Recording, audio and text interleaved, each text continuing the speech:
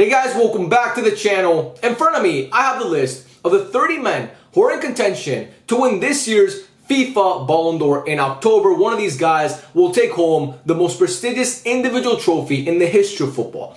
And since this list was released earlier today or yesterday, I'm pretty sure, it has been met with a lot of controversy. But that's just the nature of football fans, or really sports fans in general. We are never really happy with anything. We always have a bone to pick with every award that's given or every list that's released. Everybody thinks, oh, why is this rival player here but my player's not here? This guy should not be on the list, blah, blah, blah, blah, blah. Like I said, football fans and sports fans are truly never happy. And this list was no different. A lot of players who people believe should not be on this list made the list. And a lot of players who people believe should have made the list did not make the list. But today, here on the Meech No Ball channel, Meech No Ball, or Meechy as you guys know me, is going to give you guys his... Why am I talking in the third person? I'm going to give you guys my opinion on who I believe got snubbed and who I believe should not be on the list, and just talk about it overall. This should be really, really fun. Whatever you guys agree or disagree with, let me know in the comment section down below. But anyway, let's get into it. Number one, I want to say this before we get into any snubs or any of that stuff. Lamine Yamal being on this list, this puts the biggest smile on my face. It puts the biggest smile on my face because this kid, remember guys, he's 17 years old and he's getting nominated for stuff that he did at 16.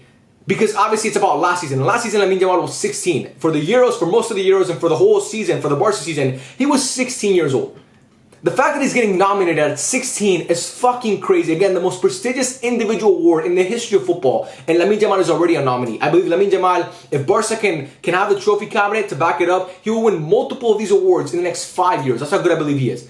And the fact that he's already on this list at 17 is just so mind-blowing to me. Barca last year were a dumpster fire, but again, our bright spot was Lamine Yamal, and this just cements that Barca have the best youngster, maybe in the history of football, but definitely currently. So again, to see Lamine Yamal on this list is fucking dope. But again, enough glazing Lamine Yamal because we do that already every single week on this channel. Let's talk about some of the other guys here. The biggest thing that I saw, the biggest thing that I noticed that caught my eye when I saw this list was the omission of Ollie Watkins. Ollie Watkins not being on this list to me is criminal. A guy who finished top 4 in goals scored in the Premier League with 19 and also had the most assists in the Premier League with 13. So 32 GA in the Premier League alone, and he did not manage to make this list. That to me is criminal. Because there's other guys on this list that should not be on here over Ollie Watkins. Like for example, and this is a guy who everybody's been picking on, but I gotta be honest here, I don't think he should be on this list.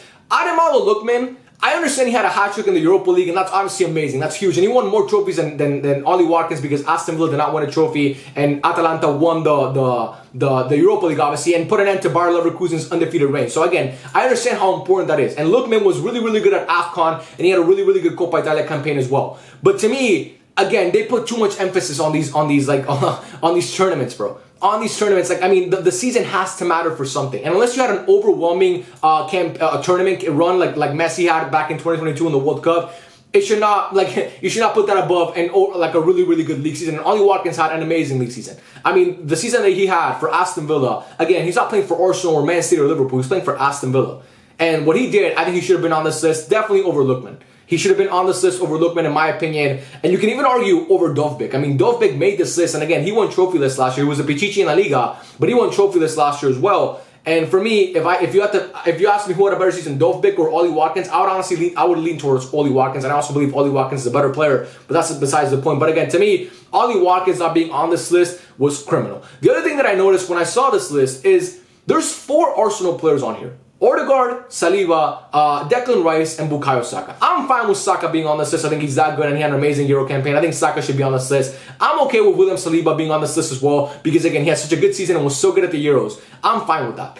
But to see Martin Odegaard and Declan Rice on here is crazy to me because you would think that Arsenal won a treble with the amount of players they have on this list. And if you're going to have this many Arsenal players on here because they pushed City all the way, but again, they didn't win a trophy. Liverpool won a trophy. Mohamed Salah should be on this list, in my opinion, over Odegaard or Declan Rice. Pick whichever player you want. And again, I'm not trying to sit here and say that Declan Rice and Odegaard were shit. But again, it seems like they value trophies for some players, but not for other players. Because Declan Rice didn't win a trophy. Martin Odegaard didn't win a trophy. Mohamed Salah won the EFL Cup.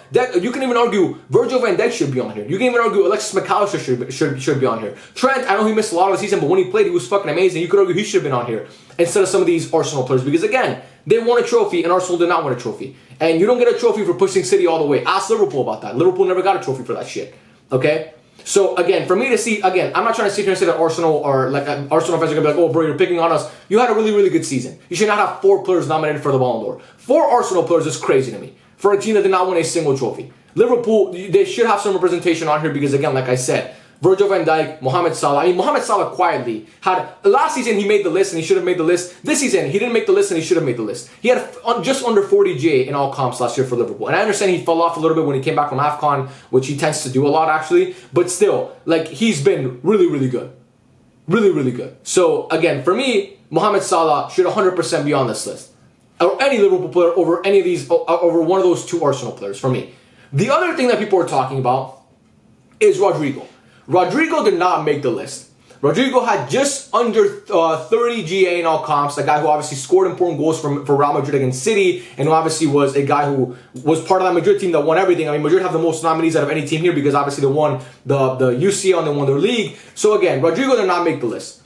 I think Rodrigo should have made the list. Again, people know I'm a Barca fan, but I'm not. Look, I'm on this. That was so bad. That was a bad stutter. I'm on this channel to be unbiased and just to give my opinion. And when I see guys like Ruben Diaz on this list, who again was not even City's best defender last year, but I don't see Rodrigo, who again, say what you will about him when it comes to like his start of the season, he had a really, really good season as a whole when it comes to his output. I think he should be on this list. I think Rodrigo did enough to be on this list. Now, his Copa America campaign was fucking woeful. It was trash. He was so bad at the Copa America. But again, he should be on this list because he deserves that respect. And I think, actually, for Madrid fans, this is the worst thing that could have happened for Rodrigo, unless you don't like Rodrigo. But in that, if you're a Rodrigo fan and you're a Real Madrid fan, this is the worst thing that could have happened for you because Rodrigo, once he sees this, he obviously responded already on Instagram about, like, he posted a bunch of pictures of, like, his trophy cabinet and all that stuff. Rodrigo already probably feels marginalized in that Madrid side because he's not Vini, he's not Mbappe, he's not Jude Bellingham. And you know, everybody says if Rodrigo leaves, he's gonna be one of the best players in the world. And I think once he sees this, he's gonna be like, you know what, I don't get the recognition I deserve at this club. I'm gonna go somewhere else because I think Rodrigo should have made the top 30. I really do believe Rodrigo should have made the top 30 of the Ballon d'Or of the Ballon d'Or nominees. Again, I'm not saying he should have won it or finished in the top 10, but the top 30, Rodrigo was definitely one of the 30 best players in the world last year. He was definitely one of the 30 best players in the world last year. And for me, again, like I said, when you look at guys like Ruben Diaz and Dovbyk, was Dovbyk really better than Rodrigo? Are we really going to put Dovbyk on the list ahead of Rodrigo? Like, are we being for real now? A guy who won basically every trophy you want a player to win, we're not going to put him on this list, but we're going to put Artem Dovbyk on this list. To me, that's crazy. But again, those are my biggest gripes with this list.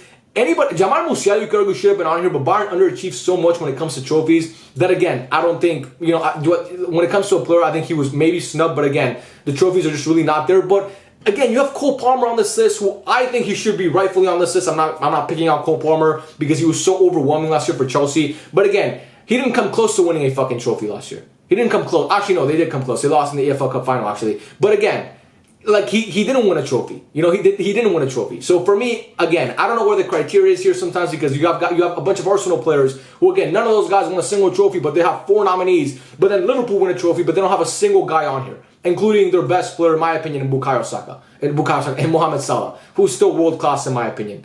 So again, Granit Xhaka making it onto this list. I mean, congrats to him. Had a really, really good Euro campaign. Was fucking fantastic for Bayer Leverkusen, who obviously won the Bundesliga and nearly won Invincible. To see Granit Xhaka on this list makes me really, really happy for him. Vitinha 100% should have been on this list because he was so good for PSG last year. Obviously made the UCL team of the season. A guy who I watch fucking spank Barca in both legs. I mean, he was the best player for PSG, him and Dembele, but I would say Vitinha was the best player for PSG against Barca in those legs. And he was just he was better than Mbappe in the UCL, in my opinion. He was better than Mbappe in the UCL. Vini, to me, is going to be the rightful winner of the award because I think he deserves it. I think he's been really, really good. Didn't have the best Copa America, but still his league campaign was so overwhelming that I think he's going to win it. Federico Valverde finally getting the credit he deserves and making it onto one of these lists because he's so fucking good and the guy is just a machine. Rodri, people say he should win it. He should not win it, in my opinion. I think Rodri did not deserve to win player of the tournament at the Euros. That should have been Lamine or maybe even Fabian Ruiz. I think both of them were better than Rodri. And again, I think Rodri, if he was going to win it, it would have been last year when he won the UCL. But this year, it should go to a Madrid player, in my opinion, because again, like I said, if you're going to value trophy cabinet, which these guys do,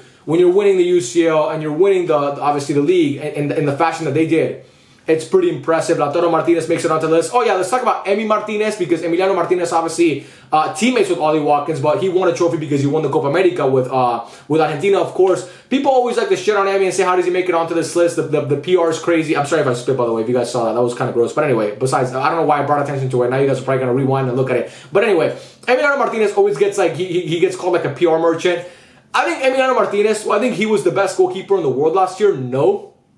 But I think he's a guy who, he's so crucial for his team every time he plays. I mean, what he did for Argentina in that Copa America was so massive, man. Like the penalty saves and all that stuff. Again, do I think that he should be, he should finish in the top 10? No. But he is one of the best goalkeepers in the world. You have to give him that respect. So I think Emi should be on here. I don't have a problem with Emi being on here, I should say. Now, if he wouldn't have been on this list, I wouldn't have noticed it. But since he's on here, I don't really care that much. And again, I'm not an Argentina fan. Matt Hummels makes it onto the list, which people were like pissed about because Matt Hummels wasn't that good. Matt Hummels deserves to be on this list 100%. He had a really, really good Bundesliga campaign. I watched actually a lot of Dortmund this year, funny enough. I don't know why, but it's one of the teams that I watch. Every year I have like that one team that I watch a lot for no reason, in a separate league that's not the Premier League or La Liga. And that last year for me, it was Dortmund. So again, to see Mats Hummels be here, I watched him enough to know that he was really, really good in the league, and also in the UCL he was fucking amazing. So I'm happy to see him on here. A guy who was a free agent for like so long, man. I mean, he's still a really, really good player. So to see him on here is crazy. Toni Kroos to make it onto this list after he's retired, like when he's retired, just shows the level that he retired at, and he honestly has a chance to win this award. Toni Kroos, like I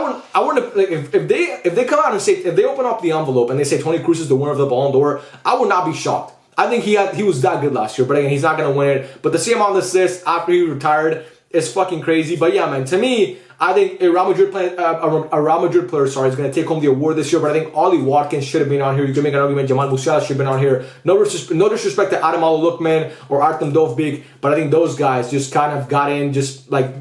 I don't know why. I don't know what the criteria was for them getting in again. I understand Lukman more than Dovbik because he won a trophy and he was so good in that final. Sorry, I had to burp.